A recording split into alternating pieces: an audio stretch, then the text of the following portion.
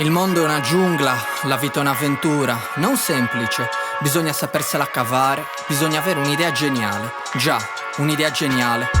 Ne ha visto di tutti i colori Sebastiano Rossini, che ha compreso sin da subito che per i quattrini c'è chi venderebbe persino se stesso. Alla fine risaputo, il mondo è complesso, fa il venditore porta a porta a 51 anni, un passato da commercialista senza rimpianti. Sebastiano si è sempre dato da fare, è positivo di natura, non si sta a disperare. Era sposato con Marta, ma poi l'ha tradita, lei non ha perso tempo e gli ha detto quella è l'uscita. Quanto è dura la salita quando ti ritrovi a farla, non si può essere liberi, chiusi in una gabbia. Sebastiano è sornione, ride sotto i baffi, sa bene che tutto può cambiare in un istante. Questa società bigotta è troppo pesante, la gente vuole solamente fare i contanti, ma Sebastiano a tutto ciò non ha mai dato peso. Gli dicono che è un utopista, ma non si è mai offeso. Per lui le utopie vanno coltivate, per lui le utopie vanno valorizzate. Incontra al bar sotto casa dopo tanto tempo Sirio, che lo abbraccia e gli dice facciamo un giro, ti faccio vedere una cosa, ti piacerà. Sebastiano lo segue, chissà cosa accadrà.